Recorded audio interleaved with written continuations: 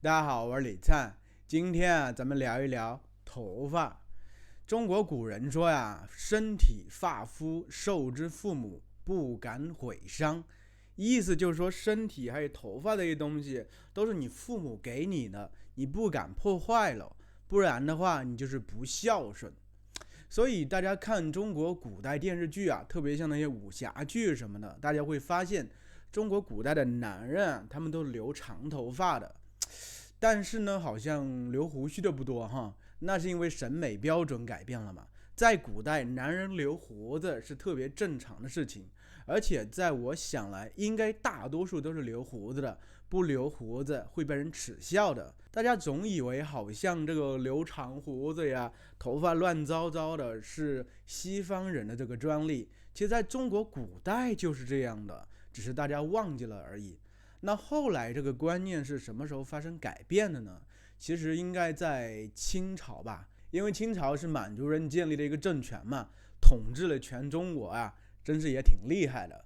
不过因为满族人他们的这个头发是这样的，前面这一圈是光的，后面留一个长辫子，因为他们算是半游牧民族吧，好像还是渔猎，就是去打鱼，还有去狩猎这什么，所以他们整体发型这样，我觉得可能是为了方便起见啊。因为古代游牧民族好多头发都会剃掉一圈，是为了上面不长虱子，好像是有这么一个理由啊。骑马的时候什么都比较方便吧。像这个中国元朝的时候是蒙古人啊入主中原，统治了天下啊。他们当时的发型就是这样，前面这里剃掉，这中间有一块有一个叫什么刘海一样的东西。但是元朝的时候，中国人其实整体头发并没有改变，因为元朝就是蒙古人建立的政权呢，蒙古人特别瞧不起汉人，因为他们根本没有意识或者没有兴趣让你们汉族人和我们蒙古人一样，我们蒙古人是高高在上的。所以正是因为这个原因，元朝在中国的统治时间特别短。你想一下，你不顺应民意，只是把大家一味往下压，最后起来反抗的这个力量是非常的强的。但是清朝这个统治者很聪明，他入主中原之后呢，就统治了中国之后呀，就迅速的中国化了，几乎把中国所有的文化都吸收了，全盘接受了。但是只有一点啊，就是他们的发型，就是前面这一圈剃没了，后面留一个长辫子，这个发型，他要求汉族人必须接受这个发型。所以当时你说要是不留这个发型的话，你就会被砍头，就是就没了。所以汉族人也就接受了。所以清朝把中国整个几千年流传下来的这个发型给中断了。本来都是这种长头发，上面挽个髻，对吧？还可以留胡子什么的。后来你看好了，只能留那种半秃式的，后面有一根辫子一样的。还有清朝统治者强制汉人必须穿清朝的服装，所以为什么现在这个汉服啊，虽然也兴起来了，但是感觉好像挺奇怪的，感觉很难成气候一样。因为中国人的汉服必须往很远的时间追溯啊，追溯到汉朝、唐朝，起码是明朝，都在清朝以前，所以中间有这么一大个空档，是中国人是不穿汉服的。虽然现在汉服兴起了，但它整体没有日本的和服和韩国的汉服啊，在民众中流传的那么广。你想，日本人和韩国人结婚的时候，他们会穿传统的服装嘛，对不对？但是中国人穿什么汉服的话，太遥远了。清朝的服装大家其实都不喜欢穿，所以就产生了这么一个断层。现在中国汉服主要是一个小圈子里面，有些年轻人爱穿，有时候在街上走的也能看到一些年轻人穿汉服啊，但是它没有一个统一的样式。对，我今天不是聊头发，怎么聊到服装去了？就是也挺可惜的一点，就是当时这个发型没有流传下来啊。怎么说？因为我是一个比较懒散的人嘛，要是那个时候的发型流传了下来，我必须不得不留长头发、留胡子，我会很开心的。其实我从小到大都不怎么喜欢剪头发，小时候最开始的时候会留平头，就贴着这个头皮剪那种平头，就短短那么一点点。后面好像小学3、4年级的时候，突然有了自己的这个审美意识，觉得这个平头不好看，整个头显得像个土豆似的。所以后来我就开始留长头发，但是我的发质很硬啊，就是我的头发挺粗的，挺硬的，稍微长长一点点，它就像两边这个蓬松啊。有时候特别是你才留头发的时候，留的稍微有点长，但是又不是特别长，睡醒之后呀，就会有个豁口。反正小时候我听我妈说过的最多一句话，就是说你头发都长得像贼一样了，还不去剃啊？我妈肯定是对贼有什么误解。贼的头发都很长吗？贼不是都包了个头巾吗？你看得到吗？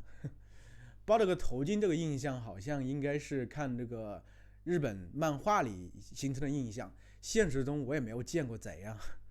我们家虽然遭偷过，但那个时候我已经不在家里，我已经长大了。我们家被偷过一次，半夜的时候把我爸妈吓的，就是后来就把这个窗户啊门啊都装了这个防盗装置。反正时不时的话也会听到，比如说小区哪家人被偷，然后我老婆就会很害怕，我就说你别害怕，人家偷的偷有钱人提前踩好点的，咱们家这样一穷二白的有什么好偷的？大家一直关注我前几期视频，就会发现我的头发就一个视频比一个视频长。到上个视频的时候呢，我就发现自己头发这块已经压出去了，你看到没有？就睡醒的时候有一个压出去变形了。然后呢，我头发一长，然后还比较容易油的话它就容易贴起来，你知道，贴合到头上。因为我觉得完全蓬松的话也还好，但贴合起来会非常的难看，所以我就一直想着要去剪头发。但是反正一天拖一天嘛，就拖了很久。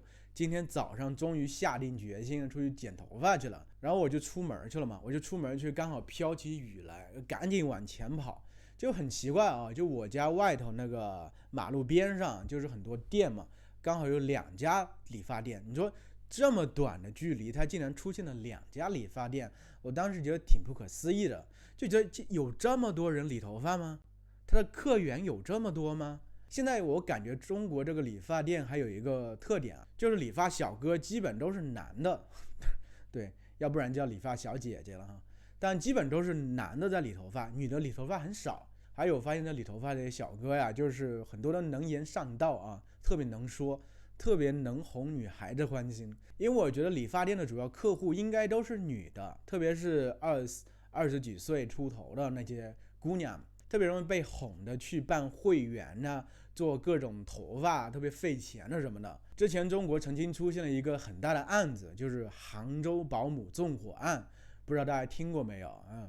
就是讲杭州一家人应该挺有钱的，住的房子都几千万的吧，家里有3个孩子，然后呢家里有个保姆，后来保姆半夜啊把房子给烧着了，结果家里连妈妈还几个孩子全死了，就先生还活着。这家的先生啊，他以前就是一个理发店的小哥啊，当时大家都特别同情他的遭遇啊，所以他也博得了很多的好感。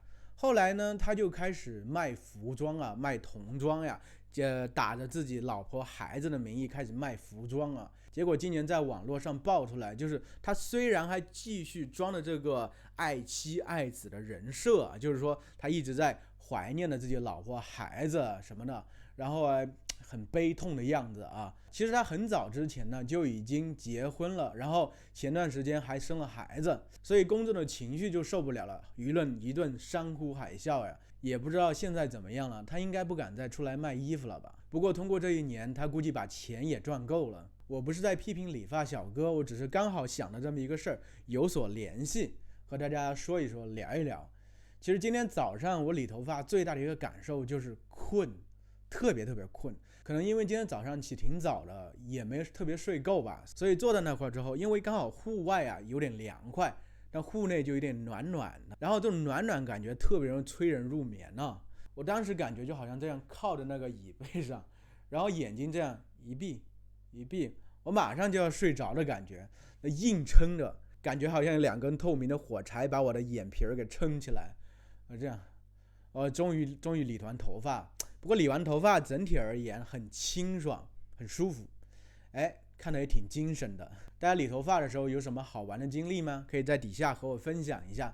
那么今天咱们就聊到这儿吧。如果你喜欢我的视频，请记得给我点赞、评论，那么下次再见喽。